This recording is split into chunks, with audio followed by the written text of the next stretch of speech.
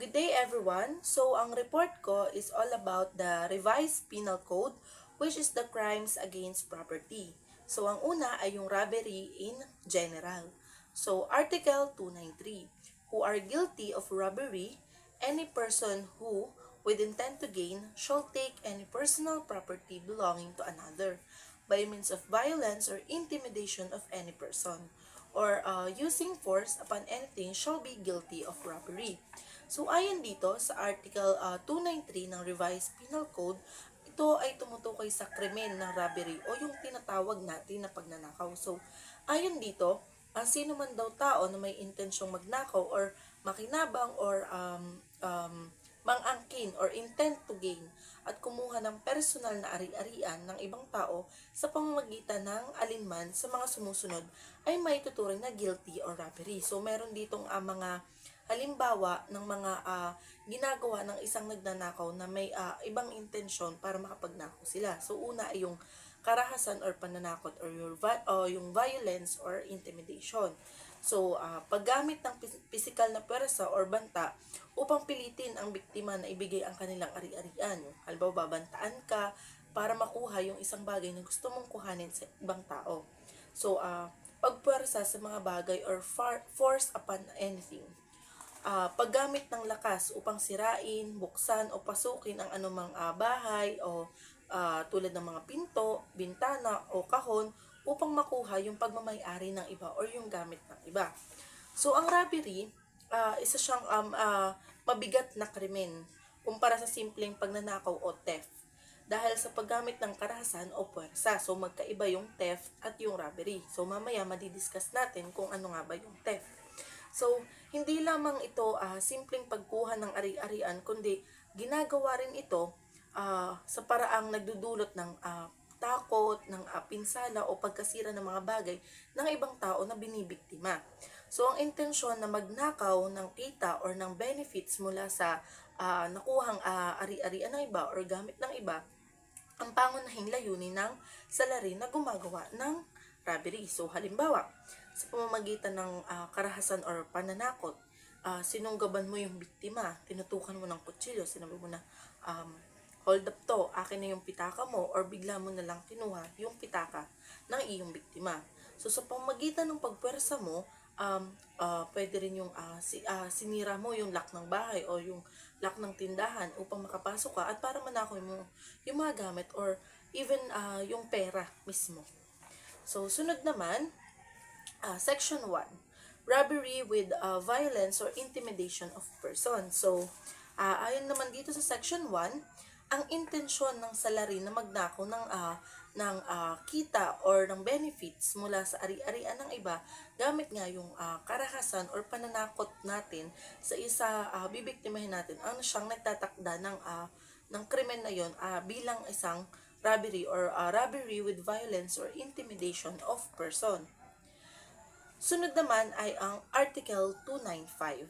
So, robbery with violence against or intimidation of persons, penalties, any person guilty of robbery with the use of violence against or intimidation of any person shall suffer.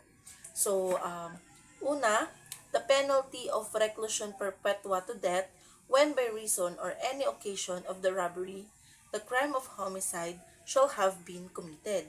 So, sa Article 295 ng Revised Penal Code, ito daw yung sino mang taong napatunayan nagkasala ng robbery sa pamamagitan ng karahasan or ng violence nga or pananakot o intimidation sa tao ay papatawan ng karampatang parusa depende sa bigat ng kanilang ginawa o ng resulta ng krimen na ginawa nila. So, una nga ay yung the penalty of reclusion perpetua to death. So, reclusion perpetua o habang buhay ng pagkakakulong hanggang sa kamatayan. So, ito ay kung sakali o sa dahilan or kasabay ng pagnanakaw mo ay ang krimen or homicide or yung pagpatay mo sa iyong biktima, yun, mapapatawan ka ng reclusion perpetua.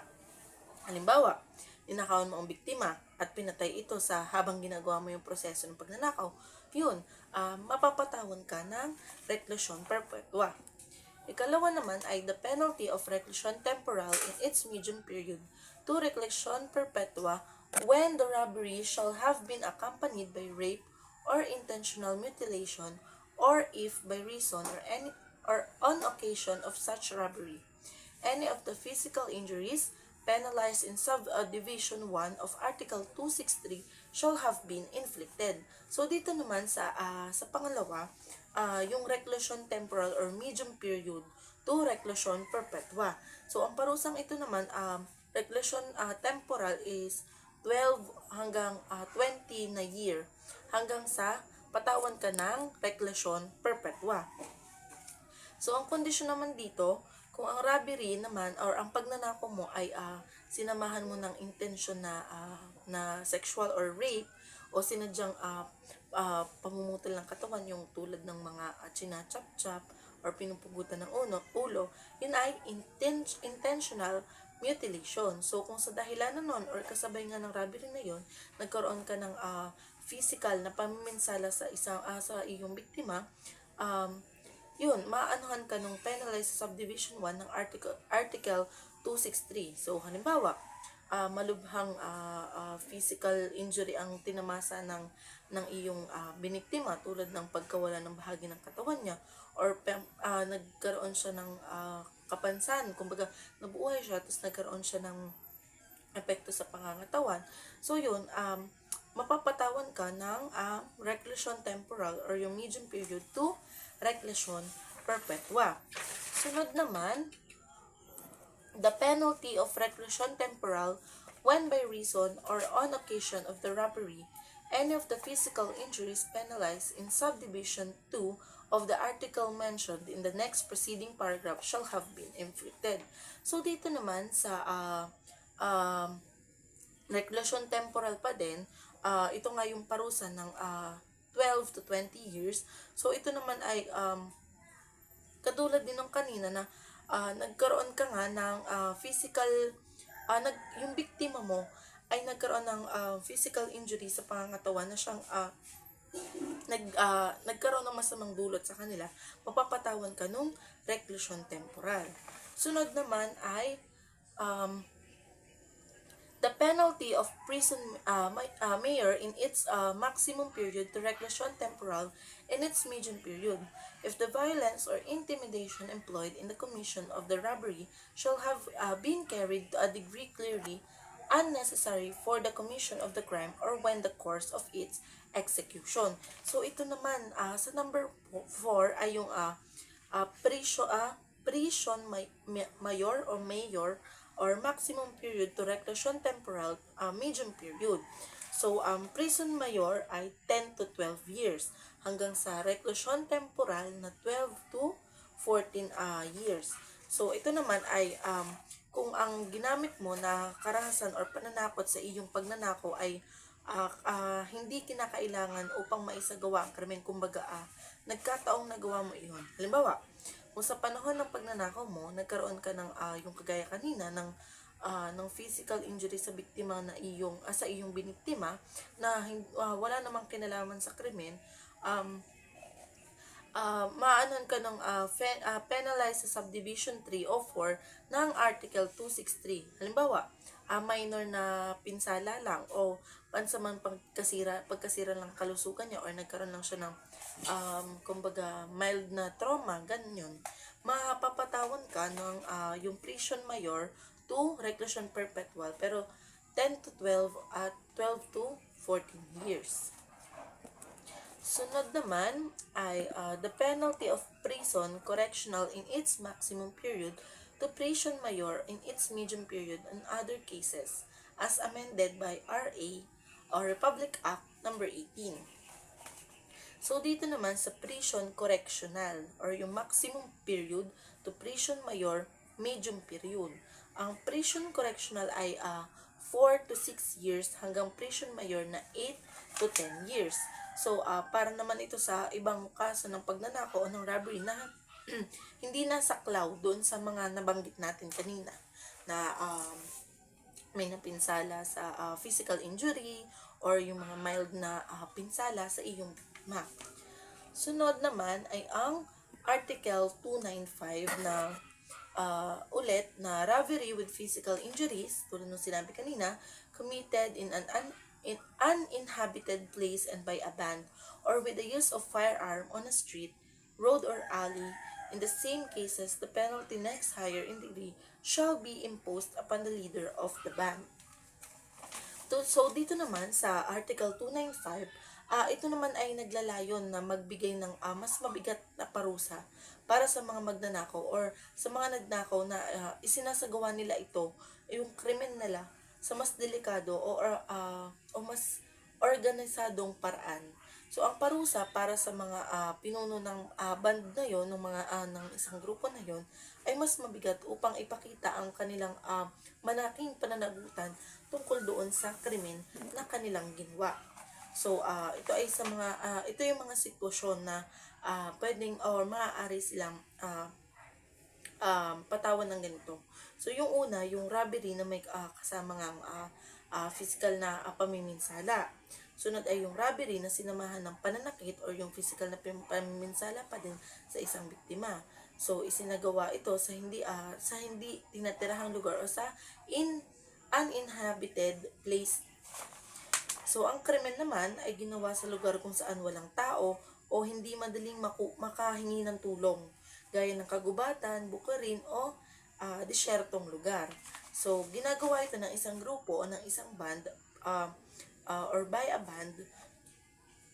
Ang robbery ay isinasagawa ng dalawa o higit pang tao na nagkasundong gumawa ng krimen. So, nagpakita sila ng planadong aksyon or nagkaroon sila ng organized na pagpaplano para sa krimen na gagawin nila. Sunod naman ay gumamit ng baril ang mga salarin sa isang pampublikong lugar na maaaring magdulot ng mas matinding takot o panganib sa mga tao. Sunod naman, Article 296, definition of a band and penalty incurred by the members. Therefore, any member of a band who is present at the commission of a robbery by the band shall be punished as principal of any of the assaults committed by the band unless it be shown that he attempted to prevent the same. So, ang krimen naman or yung robbery na ginawa nila o yung pagnanakaw ay tinuturing na ginagawa nga nila ng isang band o isang grupo kung saan apat sila or higit pang mga armadong or armed malefactors na sabay-sabay na gumawa ng krimen or lumahok sa robbery na yon.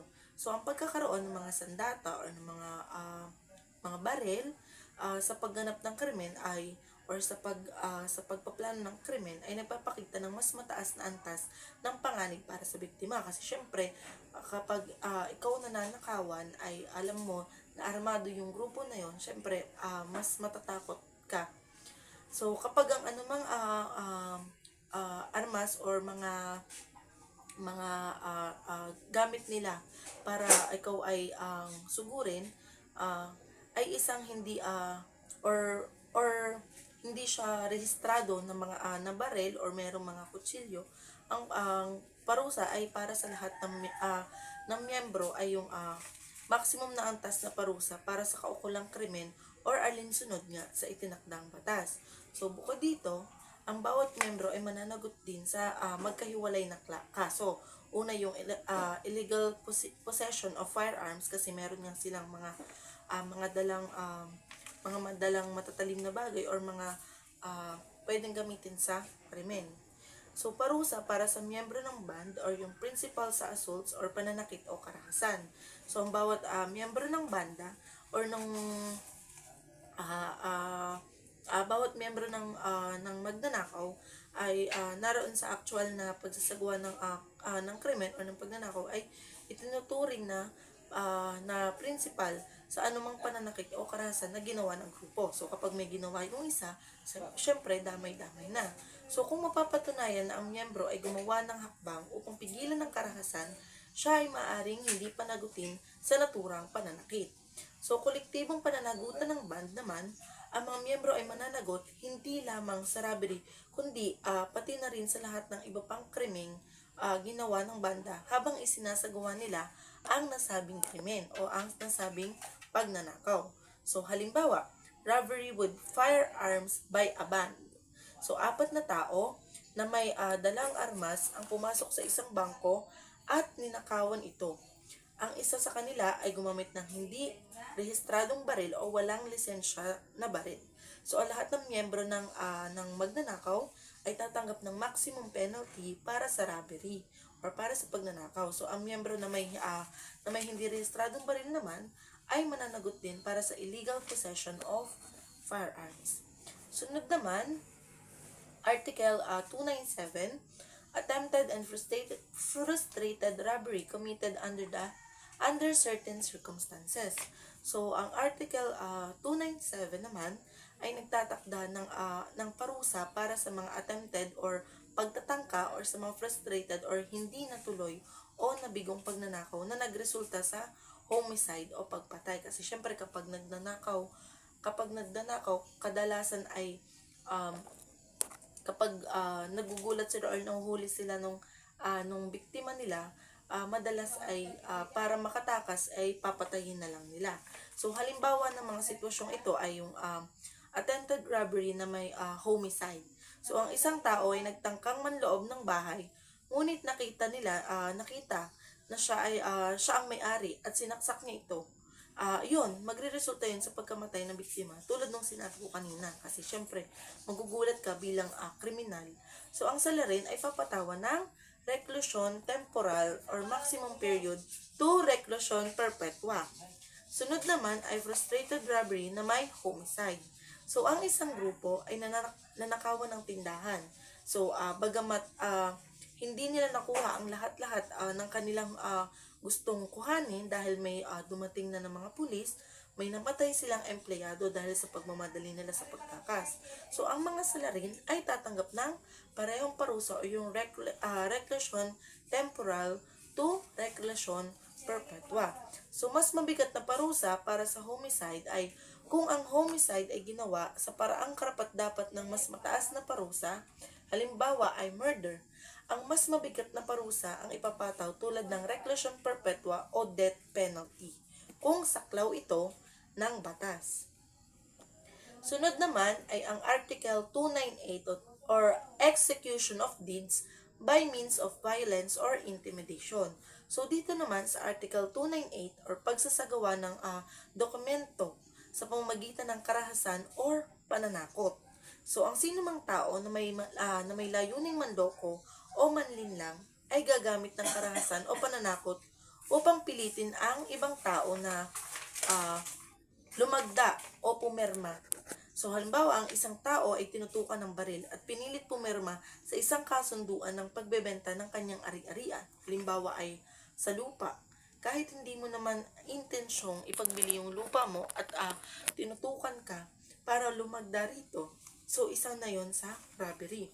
So, ang salarin ay paparusahan bilang guilty of robbery. So, magsasagawa or mag-execute o magbibigay o magdi-deliver ng isang pampublikong kasulatan o iba pang dokumento. Ang isang negosyante ay sinaktan at pinilit na magbigay ng papeles ng titulo ng lupa upang mapasakamay ng salarin ang lupa na iyon. So, ang karahasan or pananakot na ginamit sa ganitong sitwasyon ay nagpapataw ng mas mabigat na parusa.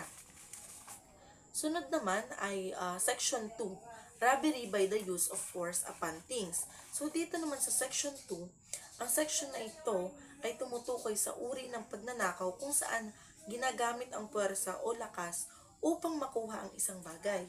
Kabilang dito ang mga paraan tulad ng pagsira ng mga pinto, bintana, o anumang bahagi ng gusali o lagayan upang makapasok at makakuha ng pagmamay-ari ng iba. So, ang pwersa sa mga bagay maaaring maganap bago ang aktwal na pagkuha or pagnanakaw. Halimbawa, pagsira sa kandado o habang ginagawa ang pagnanakaw. Ang mahalagang aspeto dito ay ang paggamit ng pisikal na aksyon upang magtagumpay sa pagnanakaw. So, gagamit na sila ng tahas na nagpapahiwatig ng mas matinding krimen kumpara sa simpleng pagnanakaw na walang paggamit ng pwersa. Ang mga ganitong uri ng kaso ay mas mabigat ang parusa dahil may kasamang intentional na pagsira o paglabag sa ari-arian ng iba. Kasi nga, sa kagustuhan nilang magnakaw, sinisira nga nila yung mga pinto or ibang parte ng mga gusali. Sunod naman ay ang Article 299. Robbery in an inhabited house or public building or edifice devoted to worship. Any armed person who shall commit robbery in an inhabited house or public building or edifice devoted to religious worship shall be punished by reclusion temporal if the value of the property taken shall exceed 250 pesos and if, letter A, the malefactor shall enter the house or building in which the robbery was committed by any of the following means. Una ay through a opening not intended for entrance or egress. Pangalawa ay by breaking any wall, roof, or floor, or breaking any door or window. So, katulad ng sinabi ko kanina. So, una ay yung malefactor nga, ito ay paraan ng pagpasok ng magnanakaw sa lugar ng pagnanakawan. So, ayon sa Article 299 ng Revised Penal Code, ang mga gumagawa ng pagnanakaw sa isang tirahan, pampublikong gusali, o sa isang lugar na inilian nila para sa pagsasamba ay nagkakaroon ng mas mabigat na pananagutan kapag sila ay pumasok sa lugar ng krimen gamit ang alinman sa mga sumusunod sa paraan. So, una nga, yung through ay opening not intended for entrance or egress. So, sabi dito, halimbawa, ang magnanakaw ay dumaan sa isang maliit na butas tulad ng dingding, sa chimenea, or sa ventilasyon na hindi karaniwang dinaraanan ng tao. So, para makapagnakaw, doon sila dumadaan sa mga maliliit na butas lamang. So, pamamagitan ng pagsira sa anumang parte ng lugar. So, ikalawa, by breaking any wall, roof, or floor, or breaking any door or window. So, kasama dito yung pagsira ng dingding, bubong, sahig, pinto, o bintana upang makapasok sa loob ng bahay or gusali.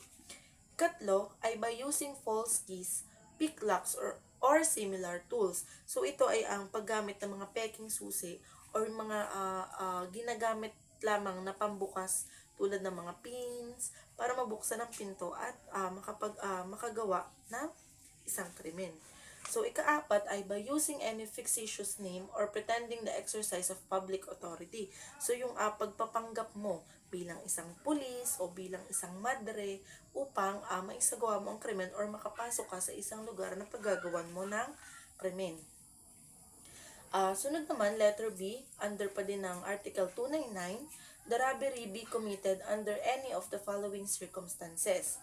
So, una, by the breaking of doors, wardrobes, chests, or any other kind of locked or sealed furniture or receptacle. So, tulad lang din ng kanina, ito naman ay pagsira ng mga pinto, aparador, kahon, o anumang nakakandado o nakasealed na box or anything na pinagtataguan ng mga mahalagang bagay. Dito, gumagamit ang magnanakaw ng puwersa. Siyempre, upang sirain nila or mabuksan nila yung mga nakasil o nakakandado at makuha ang laman nito. So, tulad na lamang halimbawa ay yung mga jewelry box. So, pangalawa ay by taking such furniture or objects to be broken or forced open outside the place of the robbery. So, pagdala ng mga kasangkapan or bagay palabas ng lugar ng pagnanakawan upang sirain o buksan ito. Halimbawa, dadalhin mo yung isang kahon o yung mga TV, aparador, sisirain mo yung lugar or papasahin mong buksan ito. Sunod naman ay ang Article 300, robbery in an inhabited place and by a band. So, the robbery mentioned in the next preceding article, if committed in an uninhabited place and by a band, shall be punished by the maximum period of the penalty provided therefore. So, ito naman, Article 300 ay pagnanakaw sa hindi tinitirhang lugar at ng isang group. So, ang Article 300 ay tumutukoy sa uri ng pagnanakaw na isinasagawa sa isang hindi tinitirahang lugar. Halimbawa, isang abandonadong bahay or isang abandonadong gusali or bakanting lote o lugar na walang naninirahan. at isinasagawa dito ng ng isang grupo ng mga magnanakaw or karaniwang apat nga or higit pa na taong magkakasabwat. So kung ang pagnanakaw ay pasok sa mga kondisyong ito, yun nga yung mga walang nakatira or mga abandonado, ang parusa ay itataas sa pinakamataas na antas ng parusa na itatakda sa Article 299, yung sinabi kanina.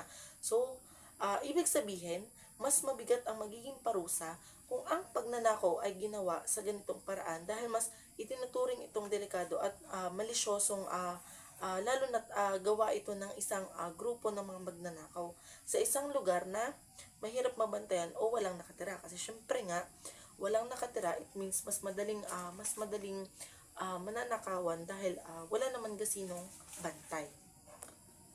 Sunod naman ay ang Article 301. What is an inhabited house, public building, or building dedicated to religious worship and their dependencies? Inhabited house means any shelter, ship, or vessel constituting the dwelling of one or more persons, even though the inhabitants thereof shall temporarily be absent therefrom when the robbery is committed. So, yun naman dito sa Article 301, ano daw ang itinuturing na tinitirahang bahay? 'Di ba kasi nga kanina binanggit natin yung mga abandonadong bahay. So ngayon, ano daw yung mga itinuturing na bahay or pampublikong gusali o gusaling nakalaan para sa mga religious person or yung sa mga simbahan. At ang mga kanilang kaugnayan sa robbery. So bakit nga ba kadamay ang mga churches sa robbery? So sa ilalim ng Article 301, ipinapaliwanag dito kung ano ang itinuturing na tinitirahang bahay, pampublikong gusali o gusaling nakalaan para sa pagsamba ng mga relihiyosong mamamayan. So isa na dito sa mga lugar ay ang mga looban or intercourts, mga kulungan o koral or yung mga kulungan ng mga baboy, water houses, imbakan ng tubig, mga kamalig, granaries, mga bodega or barns. So the term public building includes every building owned by the government or belonging to a private person, not included used or rented by the government, although temporarily unoccupied by the same. So yung mga garahe, couch houses, mga establado or stables, at iba pang nakapaloob na lugar sa konektado sa pangunahing gusali sa pamamagitan ng panloob na pasukan.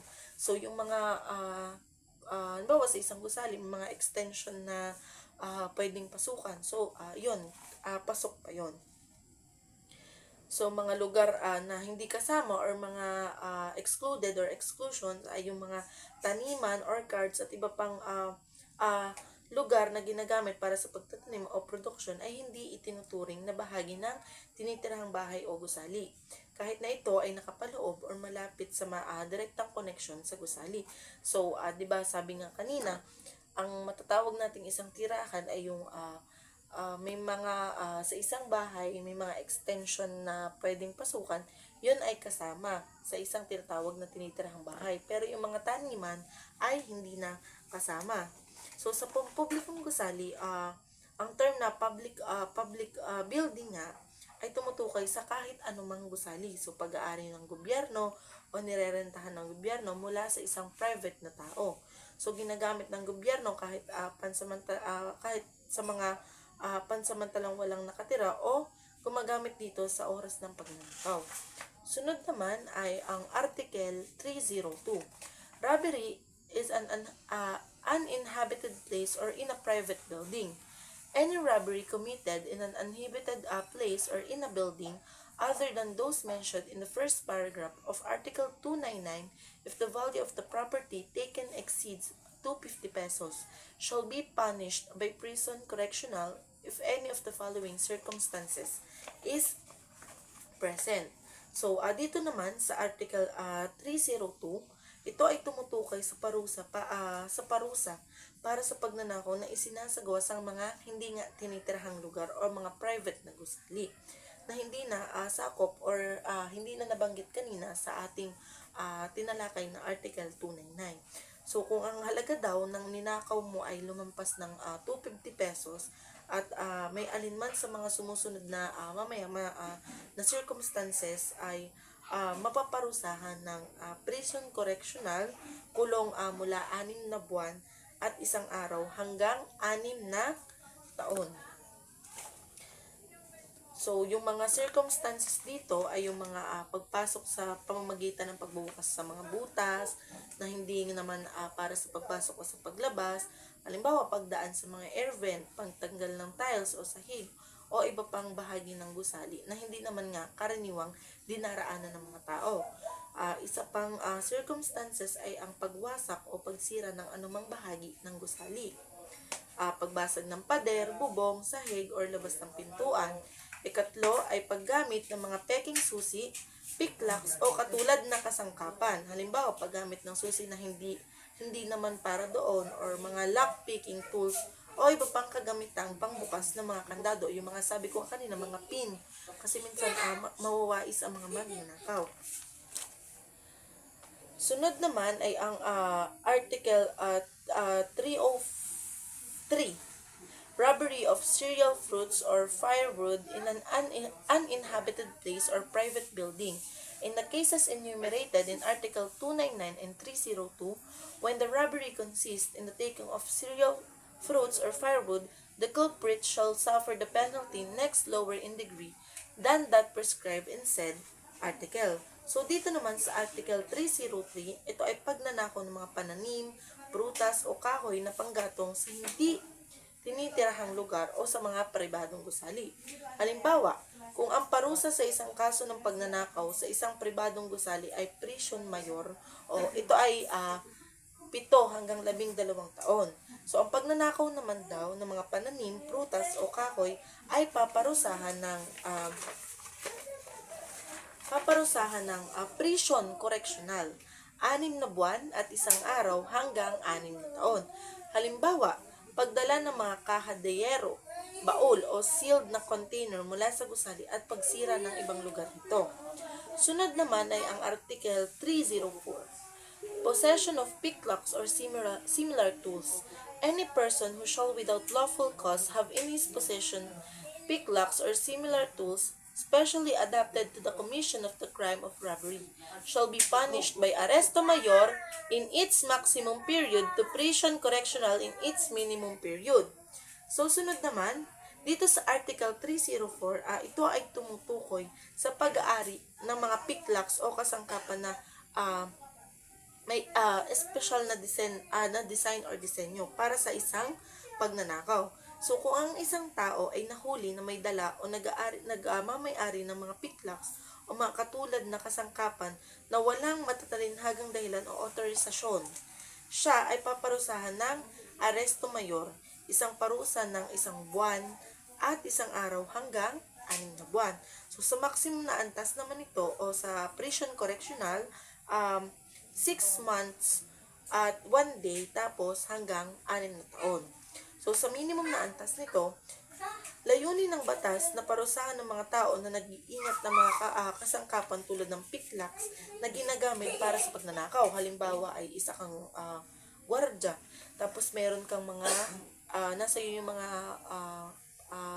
compilation ng susi, yung mga panagsama-sama susi. So, kapag wala kang authorized sa paggamit nito at ginamit mo lang naman ito sa pagnanakaw, mapapatawan ka ng mga sinabing batas. So, sunod naman ay ang Article 305. False keys. The term false keys shall be deemed to include, una, the tools mentioned in the next preceding articles. So, sa Article 305, naipapaliwanag dito kung ano yung tinuturing natin ng mga peking susi sa konteksto ng batas tungkol nga sa pagnanakaw. So, ang term na peking susi ay sumasaklaw sa mga sumusunod na ito. So, yung una nga ay the tools mentioned in the next preceding article. So, una, yung kasama kanina sa 304, yung yung pinagsama-samang susi na ginagamit mo nga sa pagnanakaw ng walang authorized. Sunod naman ay mga tunay na susi na ninakaw mula sa may-ari. So, ito naman ay yung mga tunay na susi na ninakaw mula sa may-ari ay tinuturing na peking susi dahil ginagamit na ito nang walang pahintulot upang makapasok nga sa lugar na nakalak. So, ikatlo naman ay yung mga anumang any keys other than those intended by the owner for use in the lock forcibly opened by the offender. So, anumang susi na hindi itinalaga ng may-ari para gamitin sa kandadong binuksan ng salarin. So, kasama rin dito ang mga susi na hindi original or hindi authorized ng may-ari na gamitin para buksan yung nakalak na pinto or anything na nakalak. So, halimbawa, kung ang isang tao ay gumamit ng susi na hindi niya pagmamay-ari at hindi ipinagkaloob ng may-ari, at ito ay ginamit niya upang buksan ang isang kandado, itinuturing niya itong peking susi at isa na yon sa robbery o sa pagnanakaw. So ito ay upang tiyakin na ang pagnanakaw o paglabag sa privacy ay paparusahan. Hindi lamang ang mismong akto ng pagnanakaw, kundi pati na rin ang paggamit niya ng mga kasangkapan o ng mga susi na hindi naman otorisado o hindi naman ipinagagamit sa kanya. So pinipigilan din sinasaklaw din ng batas na ito na ang mga tao mga tao mula sa paggamit mga hindi authorized na susi o anumang kasangkapan na pwedeng gamitin sa robbery na maaaring magbukas ng mga private property ng illegal. Sunod naman under ng Revised Penal Code, kanina ay robbery in general, ngayon naman ay theft. So, Article 308, who are liable for theft. Theft is committed by any person who, with intent to gain but without violence against or intimidation of person nor force upon things, shall take personal property or another without the latter's consent. So, ang Article 308 ng Penal Code ng Philippines ay nagpapaliwanag ng krimen na tinatawag nga na pagnanakaw o theft. So, ayon dito, ang sinumang tao na may intensyong kumita o makakuha ng anumang bagay ng ibang tao nang walang pahintulot at nang walang paggamit ng dahas o pananakot sa tao o paggamit ng pwersa sa mga bagay ay tinuturing na nagkakasala sa pagnanakaw. So, yung una, intensyon na kumita, yung intent to gain. So, ibig sabihin, ang tao ay gumagawa ng aksyon ng pagkuha ng ari-arian ng ibang tao para makakuha o magkaroon ng benefits mula doon. So, ikalawa, yung walang dahas daw o pananakot or without violence against or intimidation of person. So, ang krimen ng pagnanakaw ay hindi kinapapalooban ng paggamit ng lakas laban sa tao or pananakot upang magpatuloy sa krimen. So, ikatlo ay walang puwersa sa mga bagay nor force upon things. So, ibig sabihin, hindi kailangan ng paggamit ng puwersa sa mga bagay tulad ng pagbubukas ng mga pinto o pagwasak ng mga gamit upang magnakaw. So, ikaapat ay pagkuha ng personal na ari-arian or take personal property or another of another. So, ang krimen ay nangyayari kapag ang isang tao ay kinuha ang mga bagay ng ibang tao. Halimbawa ay pera, gamit, o iba pang mga personal na ari-arian. So, ang mga ito ay tumutukoy sa mga insidente kung saan ang isang tao ay kumukuha ng ari-arian ng ibang tao nang walang pahintulot at ang pagnanakaw ay nagaganap sa isang tahimik o hindi marahas na pamamaraan. Theft is likewise committed by, so una, any person who having found lost property shall fail to deliver the same to the local authorities or to its owner. So ang unang section na ito nagsasaad ng isang uri ng pagnanakaw na may kinalaman naman sa mga natagpuang nawawalang ari-arian.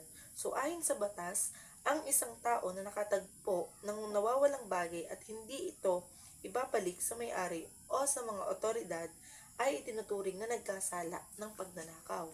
So, ikinoconsider na iyon na isang pagnanakaw. So, may ilang mahalagang aspeto na dapat tandaan dito. So, una, natagpo ang nawawalang ari-arian kung saan ang isang tao ay makakatagpo ng bagay na nawawala na hindi niya pagmamay-ari. Halimbawa ay wallet, cellphone, pera, ay ay itinuturing itong lost property. So ikalawa, hindi ipinalik sa may-ari o sa otoridad. So ang batas ay nag-uutos na ang nakatagpo ng nawalang ari-arian, yung mga nakapulot or nakakita ng nawawalang pagmamay-ari ng isang tao, ay kailangang ibalik ito sa may-ari ng bagay na iyon o kaya sa mga lokal na otoridad na malapit sa inyo.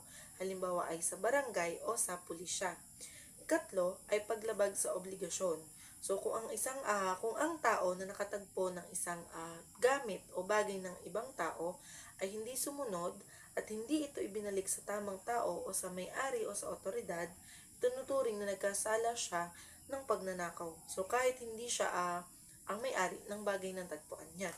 So halimbawa, kung may isang tao na nakakita ng isang wallet sa kalsada at hindi niya ito ibabalik sa may-ari o sa mga otoridad, ito ay isang paglabag sa batas ng pagnanakaw. So, layunin ng batas na ito na mapanatili ang pagkakaroon ng integridad at responsibility para sa mga tao sa mga natatagpuan nilang bagay o mga kagamitan na pagmamay-ari ng iba.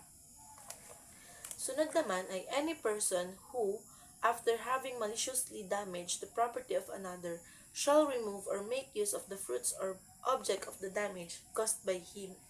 So, ang ikalawang bahagi naman ng Article 308 ay ang Revised Penal Code ay ang tumutukoy sa isang uri ng pagnanakaw na may kaugnayan sa mga ari-arian na nasisira o nasusugatan naman ang isang tao. So, ayon dito, ang isang tao na maliciously damage the property of another. So, ang tao ay nagdudulot ng pinsala sa isang ari-arian ng iba at ito ay ginawa niya ng may masamang intensyon o layunin o yung tinatawag ng maliciously. Halimbawa, maaaring sirain ng isang tao ang isang bagay ng iba dahil sa galit o pagkamuhi. Halimbawa, naiinggit ka kasi meron siyang magandang kagamitan. So, dahil doon, intensyon mo na nasirain yung gamit niya. So, ikalawa, shall remove or make use of the fruits or object of the damage caused by him. So, pagkatapos sirain ang ari-arian, ang tao ay aalisin o gagamitin ng mga bagay or yung bunga ng pagkasira na iyon. So, halimbawa, kung ang isang tao ay sumira ng puno ng mangga at kinuha niya ang mga prutas ng mangga, pagkatapos masira ang puno, itinuturing na iyong pagnanakaw. So, halimbawa, nagputol ka ng puno ng kapitbahay at kinuha mo yung mga bunga nito, so yun ay idinideklara ng isang pagnanakaw. So, sunod naman ay ang any person who shall enter an enclosed estate or a field where trespass is forbidden or which belongs to another and without the consent of its owner, shall hunt or fish upon the same or shall gather cereals or other forest or farm products. So, dito, sa ikatlong bahagi naman, ang isang uri daw, ito daw ay isang uri ng pagnanakaw na may kinalaman sa hindi otorisadong pagpasok o pagtangkilik sa mga ari-arian ng ibang tao, lalo na ang mga pananim o likas na yaman na matatagpuan sa mga pribadong lupain. So una, pagpasok sa pribadong ari-arian o lupain ng iba. So kung ang isang tao ay pumasok sa isang lupain o sakahan na may mga bakod o may mga harang o sa isang lugar kung saan ipinagbabawal ang pagpasok tulad ng mga lupang pribado o may mga ganitong uri ng mga restricted area, ganun. At hindi ito pinahintulot ng may-ari ng lupa, ito ay isang uri na ng trespassing o paglabag sa karapatan ng may-ari. So, ikalawa, pagkuha o panguha ng mga produkto. So, matapos makapasok ka sa isang private na ari-arian, halimbawa nga ay yung taniman o lupain ng isang tao na may na idineklara niya yung pribado at kumuha ka ng mga produkto roon, iyon ay idinideklara ng pagnanakaw. So, sumunod naman, Article 309 or penalties. Any person guilty of theft shall be punished by. So, ang Artikulo 309 ng Revised Penal Code ay nagtatakda naman ng parusa para sa mga taong nagkasala ng pagnanakaw o theft. So, narito ang mga pagpapaliwanag ng bawat bahagi ng probisyon o ng Article 309. So, una, the penalty of prison major in its minimum and medium periods if the value of the things stolen is more than 12,000 pesos but does not exceed 22,000 pesos. But if the value of the thing stolen exceeds the latter amount, the penalty shall be the 1 year for each additional 10,000 pesos. But the total of the penalty which may be imposed shall not exceed 20 years.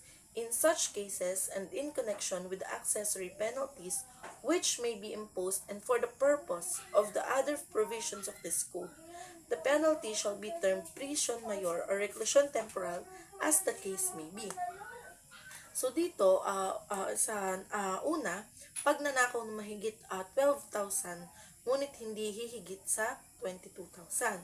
So kung ang halaga ng ninakaw mo ay 12,000, ngunit hindi naman siya lumampas sa 22,000, ang parusa na iyong matatanggap ay yung presyon mayor sa mababa at katamtamang panahon lamang. So ang presyon mayor ay isang parusang pagkakakulong ng 6 hanggang 12 taon. So ang ikalawa, the penalty of prison correctional in its medium and maximum periods.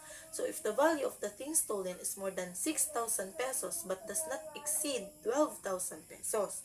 So sa ikalawa, kung ang halaga naman ng ninakaw mo ay 6,000 pesos ngunit hindi hihigit ng 12,000 pesos ay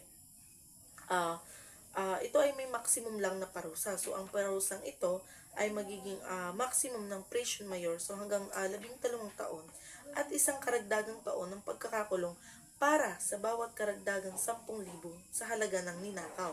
So halimbawa, kung ang halaga ng ninakaw ay 32,000, ang karagdagang 10,000 o 10,000 ay magiging isang taon na pagkakakulong. So kung 42,000 naman, 2 taon ang idadagdag mo sa pangunahing parusa. Ikatlo ay the penalty of prison correctional in its minimum and medium periods if the value of the property stolen is more than 200 pesos but does not exceed 6,000 pesos. So ito naman ay limitasyon ng parusa. So ang kabuuang bilang naman ng taon ng pagkakakulong ay hindi maaaring lumagpas sa 20 taon. So ibig sabihin, kung gaano pa kalaki ang halaga ng ninakaw, hindi maaaring umabot ng higit sa 20 taon ang kabuuang parusa. Kaapat ay ang aresto mayor. Aresto mayor in its medium period, the prison correctional in its minimum period. If the value of the property stolen is over 50 pesos but does not exceed 200 pesos. So dito sa aresto mayor at prison correctional, ito ay may parusang ipinapato sa mga kasong pagnanakaw o iba pang mga krimen sa ilalim ng batas ng Pilipinas. So sa kasong ito, nakasaad yung una, aresto mayor or medium period. So, ang aresto mayor, isang parusang pagkakakulong na tumatagal mula 1 taon at 1 araw hanggang 6 na taon. Ang medium period ay tumutukoy sa gitnang bahagi ng saklaw na ito. Ibig sabihin, ang parusa ay mula 3 taon at 6 na buwan hanggang 5 taon. So, ikalawa, yung prison correctional naman or yung sa minimum period, ang prison correctional ay isang parusang pagkakakulong na tumatagal mula 6 na buwan hanggang 6 na taon. Ang minimum period ay tumutukoy sa pinakamababang bahagi ng saklaw na ito. Ibig sabihin, ang parusa ay mula 6 na buwan hanggang 2 taon. Ikatlo naman ay yung sa kaso ng pagnanakaw. So, ang binanggit na if the value of the property stolen is over 50 pesos but does not exceed 200 pesos. Ito ay nangangahulugang kung ang halaga ng ninakaw na ari-arian ay higit sa 50 pesos, ngunit hindi lalampas sa 200 pesos, ito ay isang kaso ng maliit na halaga ng pagnanakaw na nahulog sa ilalim ng isang parusang nabanggit. So, yung nabanggit kanina. So, kung ang halaga ng ninakaw nga ay higit sa 50 pesos, ngunit hindi higit sa 200 pesos, ang parusa ay yung aresto mayor sa medium period hanggang prison correctional sa minimum period.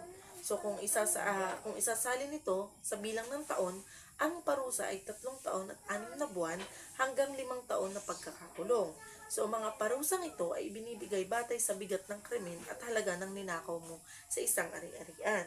So, ang parusa ng aresto mayor to its full extent ay ipapataw sa mga kasong pagnanakaw o iba pang krimen kung ang halaga ng ninakaw ay higit sa 5 pesos ngunit hindi lalambas sa 50 pesos.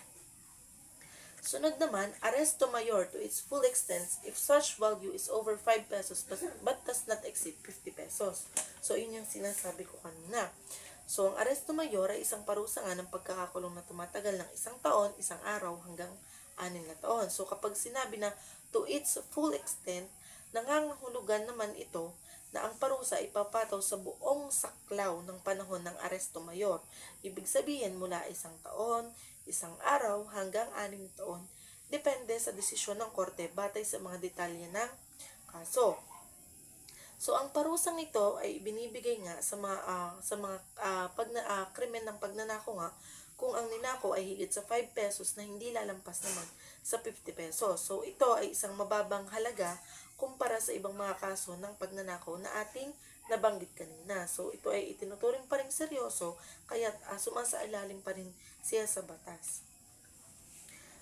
Sunod naman ay ang aresto mayor in its minimum and medium periods if such value does not exceed 5 pesos. So, ang parusang aresto mayor in its minimum and medium periods ay ipapataw sa mga kasong pagnanakaw kung ang halaga ng ninakaw ay hindi higit sa 5 pesos. So, una, yung aresto mayor, yun nga, 1 taon, 1 araw hanggang 6 na taon. So, ang parusa ay nahati sa 3 bahagi o periods batay sa tagal ng pagkakakulong. Sa minimum period, 1 taon, 1 araw hanggang 2 taon. Sa medium period, 2 taon, 1 araw hanggang 3 taon. Sa maximum period, 3 taon at 1 araw hanggang 4 na taon. So, ang aresto mayor in its minimum and medium period, so ibig sabihin naman noon, ang parusa ay ipapataw sa minimum at medium period ng aresto mayor. So, kung ang halaga ng ninakaw ay hindi higit sa 5 pesos, ang parusa ay mula lamang sa pinakamababang bahagi. So, ito ay minimum period ng aresto mayor, yung 1 taon, 1 araw hanggang 2 taon, hanggang sa gitnang bahagi o yung medium period ng aresto mayor na 2 taon at 1 araw hanggang 3 taon. So, ang halaga ng ninakaw ay hindi lalampas sa 5 pesos. So, bagamat maliit ang halaga, yun ay isa pa ring pagnanakaw. Sunod naman ay aresto menor or a fine not exceeding 200 pesos if the theft is committed under the circumstances enumerated in paragraph 3 of the next preceding article and the value of the things stolen does not exceed 5 pesos. If such value exceeds said amount, the provision of any of the 5 preceding subdivisions shall be made applicable. So, ang parusang aresto menor o multang hindi hihigit sa 200 pesos ay ipapataw sa mga kaso ng pagnanakaw na naganap sa ilalim ng mga kondisyon na itinakda kanina dun sa ating mga nabanggit. So, sa mga nakaraang artikulo. At ang halaga ng ninakaw ay hindi hihigit sa 5 pesos. So, sabi dito, aresto menor o multang hindi higit sa 200 pesos. So, ang aresto menor ay isang parusa ng pagkakakulong na tumatagal naman mula 1 araw hanggang 30 araw. Kung hindi pagkakakulong ay papataw, ang fine o multa ay maaaring hindi higit sa 200 pesos. So, sa madaling salita, ang korte ay may makapangyarihang magtakda ng pagmumulta or pagkakakulong batay sa ginawa mong kaso. So, mga kondisyon na inilalatag doon ay yung mga maaaring magtukay sa mga pagnanakaw na naganap sa mga partikular na sitwasyon tulad ng sa ilalim ng mga may hirap na kalagayan o may kinalaman sa mga minor de edad o mga kaso ng pagnanakaw sa mga pampublikong lugar. So, yung mga minor na pagnanakaw. So, hindi tiyak sa payag na ito ang buong nilalaman ng kanina nating sinabi. So, sunod, kung ang halaga nga ng ninakaw ay higit sa 5 pesos at hindi na ang parusang aresto menor o multang ipapataw. Sa halip, ang parusang itatakda na sa mga nakaraang probisyon ng batas. So, yung kaninang binanggit nating mga pagpataw. Kung hindi na bababa sa 5 pesos ang iyong ninakaw. Sa madaling salita, ang mga minor de edad o hindi masyadong matindi ang case sa pagnanakaw ay or mababa lang ang halaga ng kanilang ninakaw ay maaaring makaligtas sa mga or makapasok sa mga magagaang parusa lamang. Sunod ay ang aresto menor in its minimum period or a fine not exceeding 50 pesos when the value of the thing stolen is not over 5 pesos and the offender shall be acted under the impulse of hunger, poverty, or the difficulty of earning a livelihood for the support of himself or his family. So, ang parusang aresto minor in its minimum period o multang hindi hihigit sa 50 pesos ay ipapataw sa mga kaso ng pagnanakaw kung ang sumusunod na kondisyon ay natutunan. So, ang unang kondisyon, ang halaga ng ninakaw ay hindi higit sa 5 pesos. Ibig sabihin, ang ninakaw na ari-arian may mababang halaga lamang na hindi nga lalagpas sa 5 pesos. So, ang halagang ito ay tinuturing lamang na maliit ayon sa batas. So, ikalawa, ang nagkasala ay kumilos dahil sa matinding pangangailangan. So, ang pagnanakaw ay nagaganap sa ilalim ng sumusunod na pangangailangan. Halimbawa, yung mga pagkagutom, kahirapan, or pagkakaroon ng isang mababang pangkabuhayan o hindi masyadong malakihang kita sa trabaho. So, ang parusa na maaaring ipataw dito ay aresto minor in its medium period. Kung ang halaga nga ng ninakaw ay hindi higit sa 5 pesos at ang nagkasala ay kumilos dahil lang sa gutom, kahirapan o dahil nga sa kawalan ng hanap buhay, ang parusa ay aresto minor na may minimum period. So, ang minimum period ng aresto minor ay tumatagal lamang mula 1 araw hanggang 30 araw ng pagkakakulong. Multang hindi higit sa 50 pesos. Kung hindi pagkakakulong ipapataw, so maaari silang magtakda ng multa na hindi tataas naman sa 50 pesos. Ang sumunod naman ay ang Article 310, Qualified Theft. The crime of theft shall be punished by the penalties, aresto minor in its minimum period, or a fine not exceeding 50 pesos. When the value of the thing stolen is not over 5 pesos, and the offender shall have acted under the impulse of hunger, poverty, or difficulty of earning a livelihood for the support of himself or his family, next higher by 2 degrees than those respectively specified in the next preceding article, if committed by a domestic servant or with grave abuse of confidence, or if the property stolen is motor vehicle, meal matter, or large cattle, or consist of coconuts taken from the premises of the plantation, or fish taken from a fish pond or fishery, or if property is taken on the occasion of fire, earthquake, typhoon, volcanic eruption, or any calamity, vehicular accident, or civil disturbance. Ito ay as amended by Republic Act 120 and PB bilang 71, May 1, 1980. Dito naman sa Article 310 ng Revised Penal Code, ito ay tumatalakay sa qualified theft. So, pinaghihinala ang pagnanakaw na may mga pinalaking parusa. Ito ay kung saan ang krimen ng pagnanakaw ay pinapatawan ng mas mabigat na parusa batay sa partikular na kalagayan or batay sa krimeng kanyang ginawa. So, mga circumstances ng qualified theft, ayon sa Artikulo 310, ang pagnanakaw ay magiging qualified theft at papatawan ng parusang 2 antas na mas mataas kaysa sa karaniwang parusa ng pagnanakaw kapag naganap ang mga sumusunod na pangyayari. So, una, pagnanakaw ng isang domestic servant or alipin sa bahay, yung mga katulong.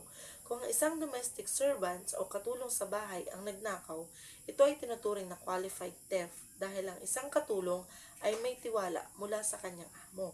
Ang pagkakanulo sa tiwalang iyon ay nagpapabigat ng krimen. So, ikalawa ay pagnanakaw na may malubhang pang-aabuso sa tiwala. Kung ang pagnanakaw ay isinagawa sa ilalim ng isang pang-aabuso sa tiwala, or halimbawa, kung ang isang tao ay may mataas na tiwala mula sa biktima, tulad ng mga kaibigan, kamag-anak o mga opisyal, ito ay sinamantala upang magnakaw, itinuturing din itong qualified theft. Ikatlo naman ay ang pagnanakaw ng mga partikular na uri ng ari-arian. Halimbawa ay sasakyan, kung saan ninakaw ang isang kotse, motorsiklo, ibang pang uri ng sasakyan, ito ay qualified theft pa din. Mga mail matter, mga sulat o pakete, mga large cattle o mga malalaking hayop, kung saan ninanakaw ito, mga baka, kabayo, mga kalabaw. At yung mga coconuts taken from a plantation or yung mga prutas, niyog, at yung mga fish na kinukuha sa mga palaisdaan o sa mga mangingisda mismo. So, sunod ay ang pagnanakaw sa mga kalamidad o sakuna. Yung halimbawa, sinasamantala mo ang kaguluhan ng mga tao kapag nagkaroon ng kalamidad. Halimbawa ay lindol, bagyo. So, halimbawa ay walang tao sa isang ari-arian. So, sinasamantala mo ang pagnanakaw na iyon. Yun ay pasok pa din sa qualified theft. So, kung ang pagnanakaw ay qualified theft, ang parusa ay magiging dalawang antas nga na mas mataas kaysa sa mga nasabi or mga nabanggit nating parusa kanina.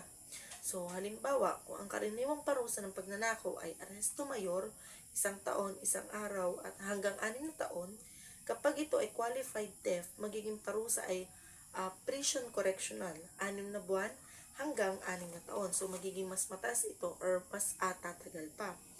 So, sunod naman ay ang Article 311, Theft of the Property of the National Library and National Museum.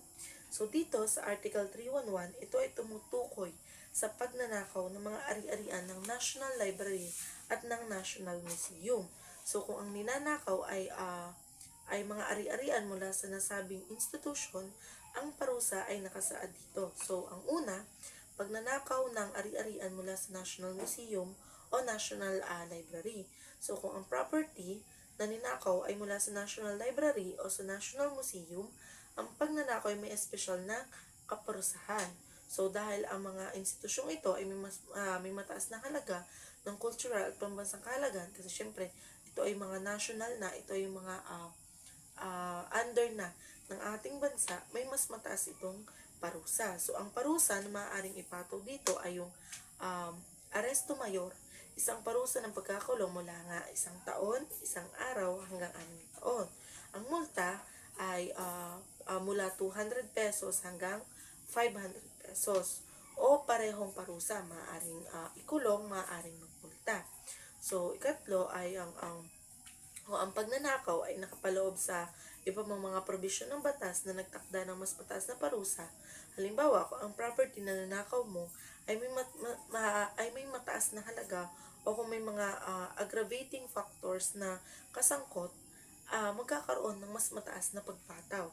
So halimbawa, kung ang ninakaw na ari-arian ay isang historical object o isang rare item sa isang national museum o isang national library na may isang pambansang kahalagahan o may malaking value para sa ating bansa, so maaaring mag-apply ang mas mabigat na parusa mula sa ibang bahagi ng Revised Penal Code o mga espesyal na batas na nagpoprotekta sa mga pambansang yaman. Dito na nagtatapos ang aking report patungkol sa Revised Penal Code. Under nito yung crimes against property. Maraming salamat.